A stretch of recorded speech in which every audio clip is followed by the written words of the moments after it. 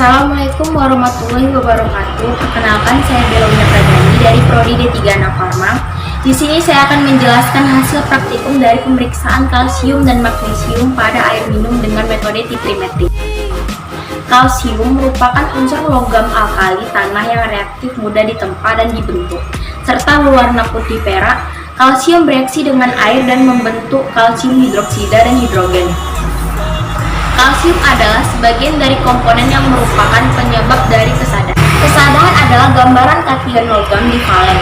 Kation-kation ini dapat bereaksi dengan sabun, membentuk endapan, maupun dengan anion-anion yang terdapat di dalam air, membentuk endapan atau karat pada peralatan logam. Untuk kadar maksimum penetapan kesadahan total yang terdapat dalam air minum dan air limbah dengan metode titrimetri ETA dengan batas terendah 5 mg per L.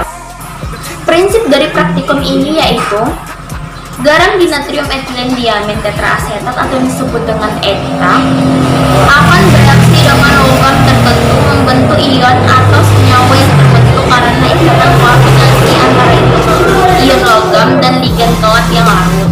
Prosedur kerja yang dilakukan dalam praktikum kali ini yaitu standarisasi Na2ETA lebih kurang 0,01 m. Yang pertama, pipet 10,5 ml standar CaCO3 0,01 masukkan ke dalam labu air lemer 250 ml.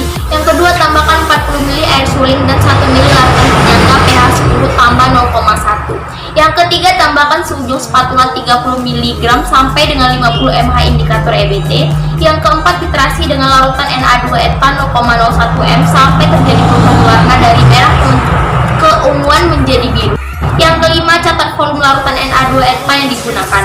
Yang keenam, ulangi titrasi tersebut sebanyak 3 kali, kemudian volume Na2ETA yang digunakan dirata-ratakan.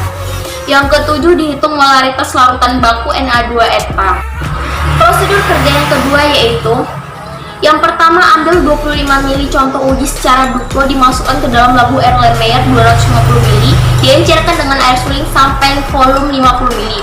Kemudian ditambahkan 1 ml sampai dengan 2 ml larutan penyangga pH 10 tambah 0,1. Kemudian tambahkan seujung spatula 30 mg sampai dengan 50 mg indikator EBT. Dilakukan titrasi dengan larutan baku Na2ETA 0,01 m secara perlahan sampai terjadi perubahan warna merah keunguan menjadi biru.